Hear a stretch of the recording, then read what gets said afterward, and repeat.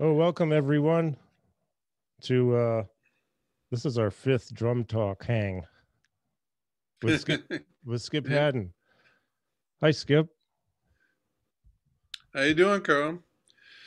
I Doing got a pretty different good. background because I'm in a different place today. Yeah, you're on the campus, right? Right. Are you- Yes, mhm. I'm in the lane of the whiteboards today. All right. Yeah, I understand that campus at Berkeley College of Music that's growing a lot. Like it's bigger than it was 40 years ago, right? Considerably. Yeah. There's 4,800 students normally. Not this year because of the pandemic thing, but there's a last couple of years a 15-story building over next to what was the main building before. So I mean, it's really expanded, and they own most of the blocks around here. There's storefronts on the street level, and then there's all kinds of Berkeley stuff, offices and classrooms in most of the rooms above that around the area. Interesting. So now this I don't know how to ask this question without it sounding ridiculous. Berkeley College of Music, obviously that's a music college, but does Berkeley have any other kind of majors, let's say, outside of music? Oh yeah, music therapy, music business, music production and engineering. There's also an EDI section now for electronic digital instruments. Oh wow. There's also the took over what is it? The Berkeley Conservatory that was next door to here. They took that. So there's dance. Oh There's all kinds of stuff. man, that just seems really cool. It's So music education business. that's great. Actually, Sergi and I were talking yesterday. He mentioned a gentleman in the music therapy. I think he might have written a book. I'm not sure. John Haz Hazala Hazilla. Hazila. Yeah, he's in the percussion department. Yeah, Yeah. he has So several books actually. really, I got to look that up. I got to look them up, look up the books because I'm on this pathway towards doing something with rhythm slash music and maybe cognition, memory rehab, movement rehab for sure. This is more connected to spirit and stuff like that. That's connected to music. The stuff That's that okay. John's doing. That'd be And interesting. there's poetry in it, but he deals with ensembles, or he was I don't know about this semester, but uh, playing music in a small ensemble that's based on his take on music therapy. Yeah. Most See, music mhm. therapy here is centered around them learning guitar and functioning from that, even if you play something else. But his is not that. So they're Okay. not all the same. Right, right. And everything's connected to everything else in our bodies. Your limbic system, right? Your emotional Right. emotions. Yeah. If you're, well, we prove it every time we go out and do a workshop and have a volunteer come up and think of something terribly sad that may have occurred in their life. And we do a strength test, and they could be pretty vulnerable in these tests. But then they also know ahead of time they're going to be thinking of something really positive, empowering. Mhm. And the level of strength is always so much more when we're feeling more positive and happier. So that in itself, emotions, uh, that type of therapy can be so helpful, and music can help to get us there sometimes. The association of a certain song with a certain thing that happened that you loved and good memories. It might even make my headaches go away sometimes. Yeah. Yeah, for sure. Kind of like that helium balloon you were talking about. I had to Yeah. try that one. Yeah. Well, she talked me into it. We're talking about before we got together with you all that I had a really bad headache one day, and my wife talked me into um, getting rid of the headache by visualizing the headache and the pain as a balloon filling with helium, Mhm. and then got me to release it, and the headache went away with the balloon. Man, powerful. That's powerful. Yeah, Yeah. Well, you I mean, know, it's one of those practical experience things. It's like, no, no, this happened. yeah. I mean, people could say, "Oh, well, it's coincidence, this and that, and whatever."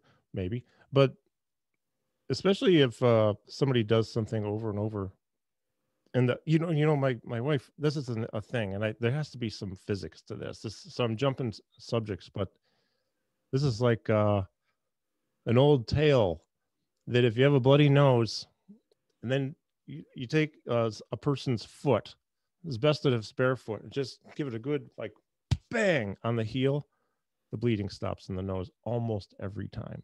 Wow. Yeah. I Yeah. haven't seen So them do that with boxers, but that would be great. yeah, I've watched her Take do your it. shoes off. We only got a couple seconds between rounds. Yeah. Yeah, it's true. And of course you could get into all the. So by the way, folks, we never know what we're going to talk about in advance. Well, maybe a I have little a bit. connection with this we're talking about that goes to what I sent you about the listening. Oh yeah, let's talk about that in a second. I've had some experience receiving the treatment of reflexology. Hmm. The first time was the best, man. All of them were good, maybe a half dozen times.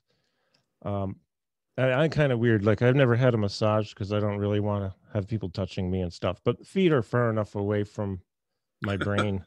It's the furthest part away from any of the rest of me. So It'd be like, okay, do it to his feet. Okay, yeah, all right. yeah, maybe I'll feel better.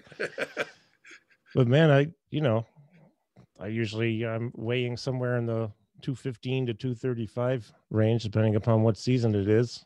Right now it's a little high, but I felt like I weighed maybe 50 pounds when I walked out of that place. I was floating. Oh, it was Wow. amazing. So yeah, can we dial back now? The listening. Yeah, it's that article that has 10 questions. Um, I mean, you can share it if you want with people. It doesn't belong to me. But I wrote it, but they paid for it. So it's from Modern Drummer. But the idea Um, was 10 questions to answer about listening. mhm. And one of the things that was in there was listening to all these different things. And I think it's number 8 out of the 10 is where are you feeling this music? What part of your body is responding to this music? And Yeah. I find a lot of the students are going, I never thought about that. It was just the other day, somebody said, gee, I never thought about that. I said, man, did you ever go to a rock concert and stand in front of the bass bin? Hmm. Yeah. You know, you would you would find out really quick where you were feeling it because it would be blowing you back into the rest of the audience. But yeah, the idea is to get it so you're not only hearing it with your ears and visualizing or breaking down what's happening in the tune, but you're also experiencing it on a physical level. And that's trying to get people to keep that in mind as well. I mean, eventually it would be like if it's really happening, you would be moved, you would dance or sway or respond in some way to music. But Hmm. beyond that, this would be where in your body is the hit point for this? Where is it touching you first? Is it your head? Is it your heart? Is it your stomach? Hmm. You know, you getting smacked in the behind by this? What is it? Or in your case, your feet. You know. Sure. Well, I was reading this book. Well, I've probably read it like 20 times.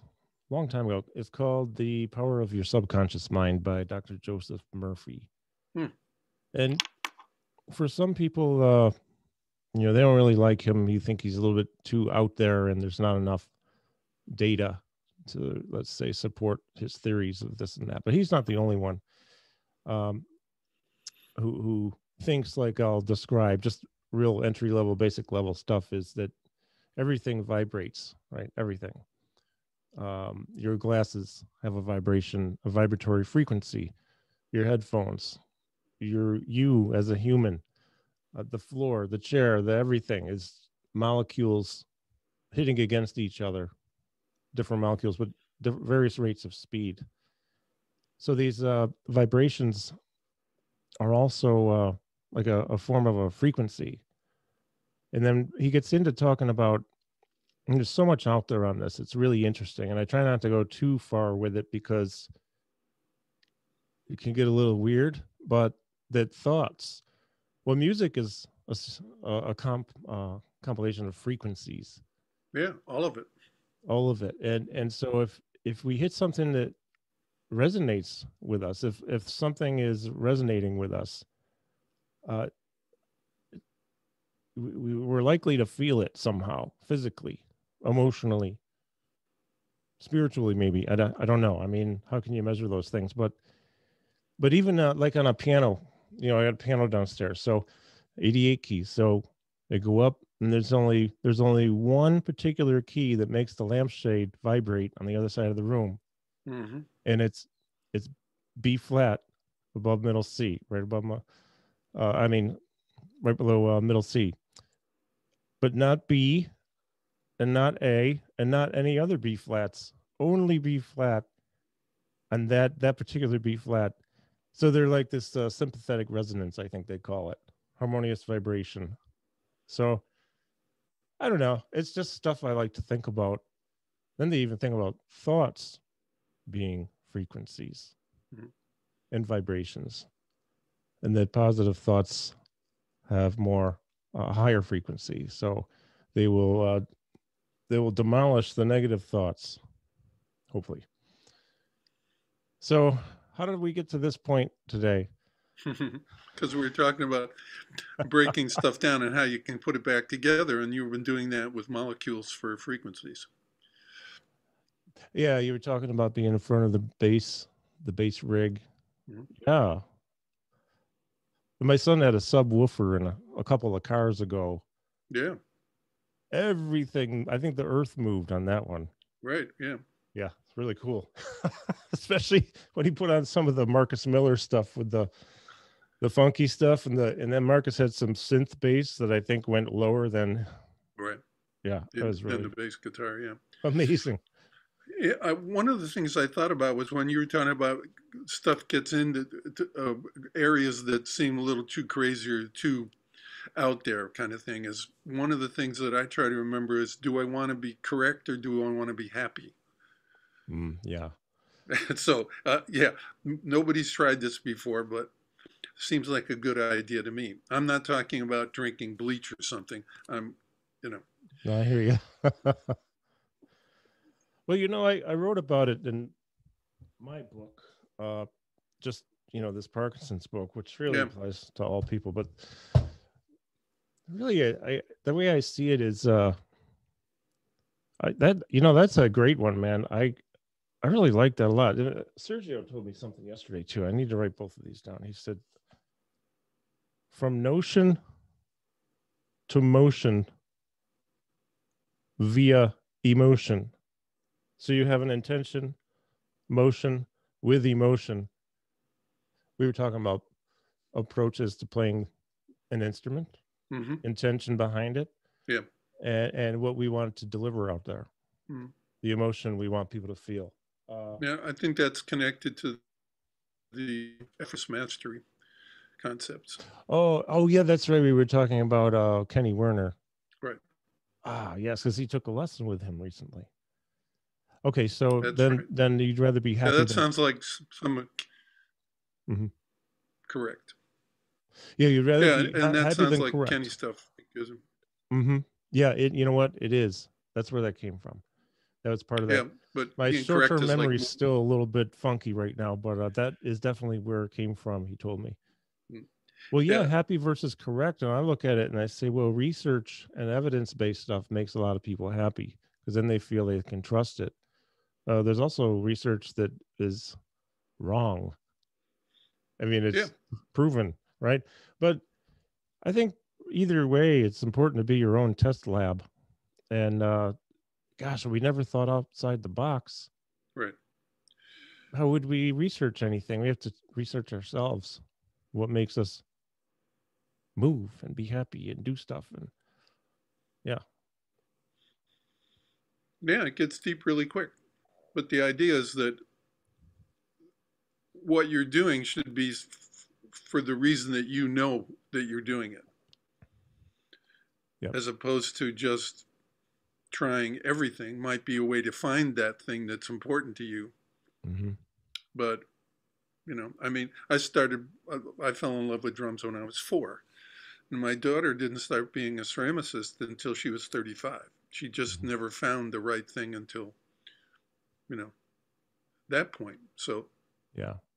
it just, really, it's just following your heart and what makes sense to you. So that's the hooks up to that. Kenny Werner, effortless mastery. And do you want to be correct or do you want to be happy? Because correct is like movable dough. As soon as you have more information, then that can change. True. Yeah. Good point. Yeah. Happy's a big deal too. And then finding what we love to do. I love learning from people. And I especially am fascinated when it comes to brain stuff. But I'm learning now recently the music, drums, life. The beat, the body, the brain. It's kind of Well, like that. well, It well. really is. Yeah, you Hmm. hit on that stuff way before I started ever thinking about it. But it's interesting. It's I'm a late bloomer, but better late than never. No, it just, yeah. Well, that's back to that same thing. You want to be correct, you want to be happy. You never thought about a particular thing being correct if you were happy with it until it wasn't happy Mm, anymore. And then you were mm. going, geez, am I doing the right thing? Oh yeah, right. Yeah, good point, man. So yeah, you talked about we talked about this previously, but you said you fell in love with drums at 4. Hmm. What was your first drum set? Ooh, I think I didn't have a drum set till I was like maybe 14. Mm-hmm. I had a marching band drum. I was in marching band and school, stuff like that. I had a practice pad, that kind Mm-hmm. of stuff. But I didn't have a drum set till early teens, 14 or 15. And then quickly I was in a band. Yeah, I told you about that stuff. Yeah. I didn't even have drums at that point. I was using their drums. Mm-hmm. They had some drums from who knows where. The ones that were in those promo photos at the Rock and Roll Hall of Fame. I mean, it's like, wow, that's like a 28-inch bass drum. It's like, yeah, sure. Yeah, it's interesting. Well, I was lucky though. I had my father's drums because he had them set up in the house, and he was a drummer. Hmm. I mean, he did a lot more stuff than I've ever done musically, but I got to use his drums, so I was lucky. When did I get my first set? I think my first set that I actually got might have been I used my dad's old Leedy kit Hmm. for gigs when I started gigging out in high school because he would get a call and he'd be booked. And then if it was the right situation and if I could get a ride, I had a drum, so I would go play. Yeah. And when I got a license, I could go. So because I got a car, really old cheap car, but it got me places. And then I bought a little Yamaha kit when I was about 18-inch, Hmm. 3 toms. Uh, you know what I really like to do now, though? I've been, talking with, really looking at some of these older kits. I mean, there's some beautiful new stuff, right? But boy, I'd love to get my hands on an old Gretsch or Rogers or something like that. They just look cool. Something special about a lot of those older kits. In the acoustic characteristics class, somebody donated a set of round badge Gretches from the 50s. Oh, And so they have calfskin heads on them. I told you about it. The kids have to play those yeah, drums. yeah. And so they're like, man, this is like playing on mud. Well, I said, yeah, we can do so. We can tune them up, but every day you have to tune them. Uh-huh. Every day you have to detune them if I want them to have the same heads playable the next day. But Right. I make them play the beginning. They have to play like the New Orleans stuff, like second line. They have to play the cymbal part. They have to play a snare drum part and a bass drum part. And I get three of them together, and they each play one of those instruments. Okay. And the parts are written out. And then, but there's no stands. There's no pedal. Okay. They didn't have stands. They Mm-hmm. didn't have seats. They didn't have snare drum stands. And you didn't have a bass drum pedal. This is way before that. So I have Wow. to figure out what they're going to do with that, besides the fact that it's calfskin heads and it's going to play way different. Yeah. so they end up sitting on the floor, and the snare drum is up on the side of the sole of their shoe, so it'll resonate. And I do let them have a cymbal stand, but they can only use a 10-inch splash. Okay. So they have to use that. And then I give them a bass drum beater, big wool beater, to play the bass drum. But then they quickly have to realize that they can play long and short notes. They have to play to the edges of the drum to get resonance. And think more like a few in New Orleans, where this is coming from. So it's hot, it's sticky. This is going to be that laid back. It's not like it's 23 degrees today. It's 90% humidity, that kind of thing. And think more like that, because your function is limited to what you can get out of the instrument. And then the next step is the following week they play the cymbal part on the hi-hat, splashing it or closing it. Snare drum part, they can now play the snare drum, and then they'll have the bass drum with a pedal. Okay. And then they play those three parts together. Mm-hmm. Then the next step is, how can you play these rhythms in the music that you play now? Mm-hmm. And so I'll play them that same kind of sticking thing, that right, left, right, right, left, right, right, left. Buddy Gilmore, James Reese Europe, 1914. And then I'll play him something with, Little John Roberts or something, playing Schizophrenia or something. And it's like, same sticking, totally different sound and feel, but it comes from that early on. And it actually, the sticking comes from hand drumming, but. Interesting. Multiple thoughts happening right now. I'm pretty sure I probably mentioned this at some point. Buddy Rich, first big influence. Mm-hmm. So I was the main stuff I heard as a young child, under 10, and then even up into till I was about 12. Buddy, Maynard, Stan Kenton, Woody Herman, and then maybe some Gustav Holst, I think. The Planets. The Planets, yeah, mm-hmm. And Rite of Spring and things like that. Mm-hmm. And then my 7th grade English teacher told me about Billy Cobham, and he also referred to Chick, who passed since we last spoke, right? Yeah, well, he on the 9th. Yeah. Chick Corea, that's what he called him. Mm-hmm. Depends on where you're coming from, yeah. He said, I'm an English teacher. Corea sounds better than Korea. But anyways, he then returned to Forever. So then I started that Crosswinds album, Return to Forever, Where Have I Known You Before, first album I got. And then I just followed that for years. I didn't get into going in reverse time-wise, checking out Tony Elvin until I was probably 17. And I'm still working my way backwards. Yeah.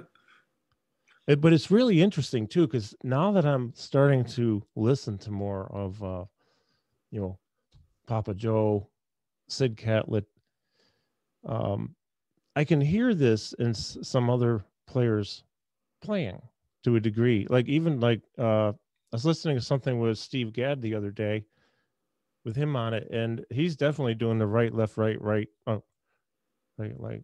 Left, right, right, left. Yeah. Right, left, right, right, left, right, right, left. Yeah, and yeah. So whoa, okay. It's in late in the evening with Paul Simon. Mm-hmm. And there's a thing on. There's a whole bunch of Chick Corea memorials. A concert with Steve Gadd and Chick Corea, the Spanish Heart Band. Oh yeah. And that sticking is in the drum solo. Yeah, I'm not surprised that he does a lot of that, but that's Chick. I mean, that's Steve. It's it's inherently just, it comes out. Interesting though, because I don't know if where he got that from, if he was influenced by anyone in particular who did that, but it's there, and now I can tie it into some other, well, I think about you whenever I hear that now. And then, working backwards in time. Well, you can ask him when you interview him. Yeah, I think I'll know in a day or two when he's going to come on. Yeah. I think, or in the next few days, we're working on this maybe in a week or 2, 3 weeks, something like And that. it's great to ask people that are the source of the answers for your questions. Mm-hmm. You know, I mean, it's like Yeah. talking about those guys, and then if we could interview Buddy Gilmore, I'd be like, no, that's not what it was at all. I wasn't thinking about that or anything like that. It's like, oh wow, Yeah. poof, there goes my concept. Yeah, but Yeah. Everything changed. it's back to you want to be correct, you want to be happy. So I got to change that if I'm not right. But okay, Oh wow. I still like it. Yeah. Interesting. Yeah, I'm I don't usually write out a whole bunch of questions in advance, if any. I think I might do that with Steve just because Well, you wanted to know the answer. there are a lot of things I'd like to know about. Yeah. And I want them to be things that he's not already talked about 1,000 times. Like, Well, there's I'm sure he's talked about 1,000 times that. Yeah. So we can I want to ask some questions that he doesn't typically get asked because I'd like to extract other information if possible. Yeah. That's part of the intention of doing this whole series. This is a constantly though evolving situation where I'm discovering things to maybe topics or questions to ask, things to talk about that aren't always talked about, and it's not always music, but it might have an influence on the music that they produce or come out with. Never know. Music is such a part of most people's lives, even if they don't know it. Yeah. Well, that stuff I asked him about those basic stickings might come all the way back from when he was in the Mouseketeers. I mean, that was like when he was a little kid that he started probably working on that. He was in that? Kind of thing. He was one of the Mouseketeers. He was on the Mickey Mouse show. No way, really? Wow, I had no idea. Well, I also never watched Mickey Mouse because I didn't really like him. Mouseketeers, Mousekeymous. Yeah, you missed the whole book. You missed the whole part of the 50s. Well, man, it's on Disney. You can check it out. Yeah, now we have Disney because I have a granddaughter, and we're trying to watch in it. My daughter has instructed us. Now you need to watch some of these things in advance so you know what to be prepared for down the road. Yeah. Maybe that'll be some of it. Yeah, the one that they just did was very good. So it's on a Disney. They have a network. Right? Disney, yeah. Yeah, it's a Disney movie. I've never signed into Netflix or Hulu. I don't really know how. I'm sure it's easy. My wife does that all the time. She's just like, she'll do it. So she signs into Disney once in a while, and I don't know what we watched, but something. Yeah. Well, that soul was from the last, and John Baptiste did the music for that. Okay. The guy from Stephen Colbert, the music director. Oh, yeah, okay. I'd heard the name. Giovanni Pagano was watching. Hey. Good morning, Giovanni. How you doing today? He has a friend named Michael Beck, who was the drummer for a band called Happy the Man. Oh, yeah. Prog rock, 70s. And I feel almost ashamed of myself, but first of all, I didn't get into any prog rock until the 80s, but I still had never heard of Happy the Man. So I started listening to Happy the Man recently. I said, wow, there's some nice stuff. So we're going to bring Michael on at some point in the near future. Maybe we're going to talk about that in the next couple of days and get him on because I was reading about, I think Peter Gabriel went to one of the rehearsals or one of their houses while they were playing. I mean, that's kind of cool. I mean, it didn't end up that they were hired by him, but even to be acknowledged or considered, that's great. Sure. What else is going on? The teaching thing is the students have more time to practice. So actually, I find I can get into concept stuff a little deeper about what you need to do. The last guy that was here this morning, I'm doing Sergio's students, and I have Sergio's notes and stuff, and so we're working through things.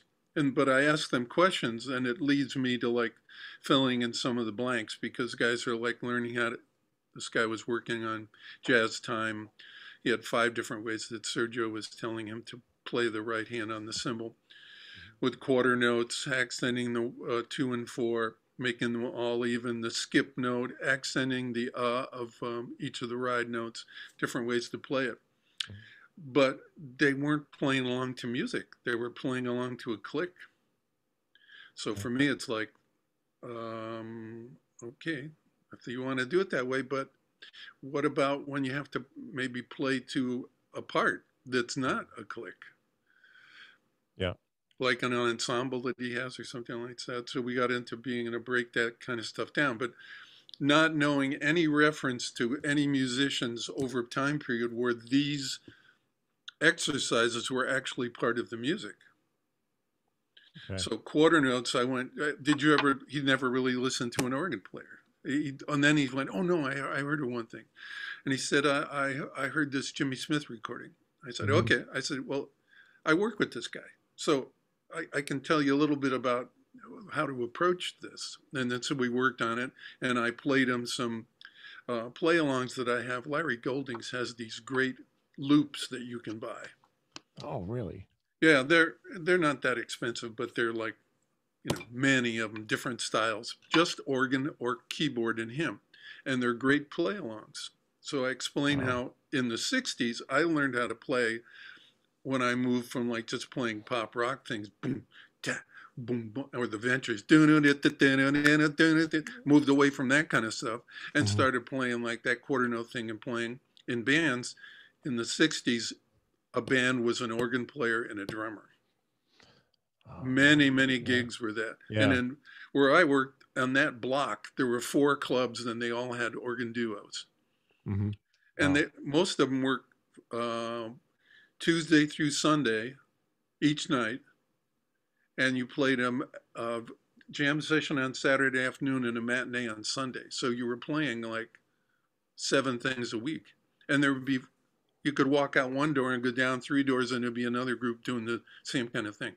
Wow, that's really cool. And so this led me to, wait a second, this is where you learn how to play the quarter note where you want to put it, because the organ doesn't have any beginning or end of the note really. It's just, you know. True, yeah. It's like, what am I going to do with this? So you have to figure out where you can play the time and keep it consistent, because there is no beginning and end of the note like with a electric bass or even an acoustic player where they're actually accenting the notes. And that's how you define where the quarter notes are going. And if you can do that, you can keep the gig. And then you can change it. You can play the ride, you can play the accents. But if you can't play the quarter notes, you won't get the gig. Right. You know, that was one of my favorite musical situations, is playing with just a B3 player and me. And there are 3 who I worked with who could swing hard. And the groove was just so deep without me. They were deep in the pocket, man. It was amazing. Do you ever, no, wait a minute. So did you say you worked with Jimmy Smith? Yes. Whoa. What was that like? It was interesting because the tempos were like medium all the time, because he had a lot of technique and he liked to double them up. Yeah. Wow. Well, he was a hard swinging cat, as they say. Yeah, and I think the guitar player then was Ray Crawford, and he was on the album, the Gil Evans album with Elvin, the big band thing. He was on that. They were very nice to me. You know, it was that gig where I would fill in and take the place of Charles Crosby had died the week before. Okay. He had been the drummer for several years. But yeah, so it was stepping into like, you know, well, not such a great vibe situation, but yeah, but they were very nice. You know, it sounds like the Gil Evans was really interesting to work with. I talk a lot with Pete Levin. Do you know Pete, Tony's brother? No, only the name. Pete worked with Gil for 16 years. Told some really great stories. Keyboard but also, player. Yep. Yeah, he actually started off as a French horn player. Well, that's a nice transition. Yeah, and actually, he has, I think, a couple of master's degrees from Juilliard or something like that. But French horn is his instrument. That's his Wow. first main. Wow. And he was telling me that the late, great Howard Johnson, who just passed, was working with Gil. I forget, Village Vanguard, maybe. And their French horn player couldn't come in, and Gil called Pete back in the 70s, like, hey, bring your horn. Just hurry up. We need a horn player.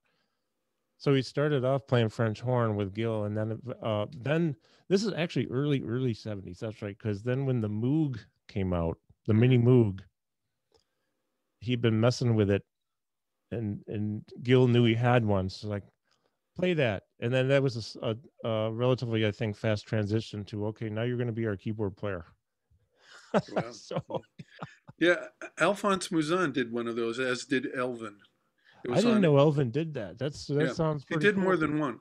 I think they split it. Alphonse Muzan was on one, late 60s, I think. It was on a record label called Ampex. I can't remember the name of the disc, the album, you know, I'm thinking that far back. It was vinyl. Yeah, but it was nice. I think they even maybe played both drummers on a cut. Oh wow! Hmm. Did you know Alphonse? Yes. Hmm. I interviewed him. I used to do interviews here. Maybe it's not too long before he passed away. Actually, well, probably like 7-8 years ago. I was doing interviews, and I interviewed him. It was really fun. We had a Hmm. blast. Yeah. He was into acting and all, played trumpet, all kinds of things. Yeah, he ended up singing and playing piano in the later years and not playing drums. So, really, yeah, He was interesting. in LA then, you know, Mm-hmm. but I knew him late 60s, Mm-hmm. before Weather Report, when he was with Roy Ayers. Oh, Yeah. man, so interesting history. So I yeah, I had more things in my mind. They seem to have escaped my mind at the moment. I was also talking somebody else recently who worked with Gil. For some reason I can't remember right now. I don't remember. Danny Gottlieb? Maybe. I think he did. Yeah. Yeah. Always fun stories. So well, I know I wanted to dial back to is, yeah, I always found the B3 or organ, you know, to just be a really interesting sound. And of course, they can make so many different sounds with a B3, but I love it. I love it. There's another gentleman I worked with. His name is Jeff Palmer. I don't know if you know Jeff. No. He worked a lot with John Abercrombie back in the 80s, maybe 70s. Jeff could just swing super hard.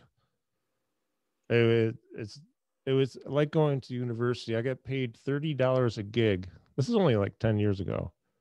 $30. And I would turn down gigs that paid like $200 because I wanted to keep going to the Jeff Palmer University. Yeah. And that's what I did. And I learned so much on that gig every Friday night. 3 hours, 7 to 10, $30, and a couple free drinks and a snack. Because I think they paid the trio $100. So Jeff got 40, and the tenor player, who was awesome, got 30. I got 30. That's paying your dues, man. And I was happy to do it because it was a great experience. Worth every penny that I could have made somewhere else that I basically spent on this. Sounds like you were happy. Oh, good point, man. Yeah, that was a highlight. It was about 1 year. Well, yeah. Yeah, we did almost 50 dates together total because we had a couple other places we'd work now and then. Do you have any particular experiences in playing that jump out in your mind immediately as, like, let's say, some of the best memories, best experience for whatever reason? Well, I remember at that club where we played opposite everybody. I think it was a night we opened for Herbie Hancock and the Headhunters band. And I put so much into we only played 45 minutes. You know, we were like the in between. We played a set, they played a set, we played a set, they played a set. And I put so much into the second set that it was in the fall, I think it was warm enough I made it out to sit on the curb, but that's as far as I could go because I was just really, really spent with doing the gig physically, and I was like mentally exhausted because I would approach the music with that kind of commitment. And it was because I did that, not just for my, to impress anybody or something. That's just how I had to do it. I was just trying to be happy. And it was from that being able to generate that kind of energy and power that people liked what I did and offered me other things. Yeah, that's great. And not everybody liked it, and not everybody likes it now. And I told you about that one I just found with Bill Frisell and Ratso Harris and stuff from 1984. It was like we played here in Boston together. And yeah, it was like, to me, it was about what the stuff felt like and how supported I was in the music and how I was able to support the others in the music. Yeah, right. And some of the ones that were with some of the biggest name people were not that sort of feeling. Oh yeah, sure. I'm going to be talking with Mike Clark on Saturday. Right. I interviewed him on that radio show too. We had a blast. Tell him I said hi. We've been friends since the second week that he was on the gig with Herbie. Oh, I'll definitely say hi. Yeah, Mike is fun, man. We talked on the phone here a couple of days ago just to, kind of catch up on stuff. Yeah, he's been able to stay really busy. It's great. I'm glad. Yeah, what a talent, He puts up some nice posts too, Instagram and this and that with technique, style, feel. And his latest book is really nice too. Oh man, I'll have to look that up. What's the name of that? Do you know off the top of your head? No. I'll Google it. It's a Hudson book though. Okay. That's cool. Brendan, and there's a list of tunes in the back that are really nice too. If you go and follow up on those tunes, they're not on the music that comes with the book, but they're a list of things that recordings he's done that he liked. Oh, and cool. Those are really nice to drill down on. Yeah, that sounds great. Brendan Stevens is watching. Hey, how you doing, Brendan? I haven't seen you in a while. We've got to catch up, my friend. Catch up in mustard. Ooh. We'll catch up. Yeah, another thing that was on my mind too, this comes up a lot in conversations. I think I had it all wrong for the first 30-something years of playing because, I got hired a lot and I would be responsible. I think normally play what was expected of me with the occasional flashy thing here and there, if I could pull it off without knocking people over on the dance floor or getting fired. But the thing that keeps coming up is playing for the situation, for the song, for the intention behind the song that the group wants to make. And this is really coming together. It started coming together for me the last 2-3 years I was performing. But now it's like I can hardly wait to actually get behind a kit and do something and make, to do what you do, what Adam Nussbaum does, what John Riley does, what all the greats do is to bring out, especially the drummers, bringing out the best in the people you're with, not getting in the way and enhancing the musical statement. That's my goal. Well, it works the other way around too. It's not just coming from the drums to push the other people. It's an exchange of the energy that ends up being circular. So that it's like playing with an organ player and just you in a room, and playing with just you and the organ player in a group, in an audience situation where you can use the energy to grow. Absolutely, yeah. And so that can happen within the band as well as, and then Well, like some of those Chick Corea things where he includes the audience and what's going on, boo boo doo boo doo, and then everybody sings the thing back, and everybody's Yeah. like, "Wow, this is great," because they're part of the music, literally. But they already feel that way with just him playing, and that's how he's able to get to include them. Is because they already feel like they're there. He's not. He Yeah. doesn't have to talk them into it. Right. Right. And yes, I'm totally on board, and I know what you mean. I think of this too, the circular thing, the energy and the exchange going back between people in the group, but also feeding off of the listeners and interacting. I just was watching something this morning. It was Chick 3 years ago at North Sea Jazz Fest. I don't know why I have to feel compelled to mention this, but Nathan East was on bass on that gig, and I mean, we all know Nathan's an amazing player, but man, he was just crushing it. It was beautiful. But Chick had the audience engaged. You know, he'll push as far as he can. He'll see how far they'll go. They go pretty far with some of the modal stuff he'll get into playing, you know. Really cool stuff. So today seems to be a day for me, a day I'm struggling with my focus today, so I apologize for that. But it doesn't mean that I'm not having fun. I am happy. And you're correct. I'm correct. Yes. Yeah. So what are your plans the rest of this week here? What classes Well, are I you think running on a I'll be regular here. basis? I think I'll be here the next all day today and tomorrow and the next day. Okay. Now, normally I would only be on Thursday, and my other online classes are on Monday, but covering for Sergio. So he's on Wednesday and Friday, and so that means I got to do my stuff and his. So we'll hope that everything turns out okay with his situation. But yeah, I'm on to my next student in about 3 minutes. Okay, perfect. Yeah, and actually it's about time I should head out too. Today I have a little less time, but I'm so glad to be able to talk with you. I enjoy our conversations. I've learned so much from you already.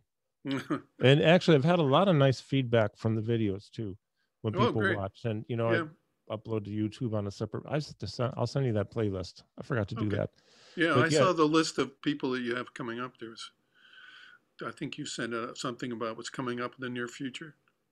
Yeah, I have a bunch coming on. Virgil Donati's going to come on too now. We were talking the other day. He's going to come on sometime. But do you know about his teacher? No. Graham Morgan. Ask him about his teacher. He was the jazz drummer of Australia. I was going to say teacher. Australia, yeah. He's still alive. I'll ask him. I'll probably be talking with him today or tomorrow to set up a time. We'll bring that up in the interview. He's left-handed. Yeah, Virgil's really just one of a kind, you know. Yeah. So I'm looking forward to all these. Yeah, but we have our own playlist now, so I'll send it to you. Okay. Yeah, we do. It's Drum Talk with Skip Hadden and Karl Sterling. So yeah, it's always a pleasure, my friend. So I will talk to you soon. I'll plan on seeing you next week. We'll confirm things here in a couple of days. But thanks for joining me, man, and thanks to Bill, Brennan, Giovanni, and everybody watching. Thank you very much for watching. So we'll see you soon. Take care of yourself, man. You got it, my friend. Take care. Ciao. Bye. Bye.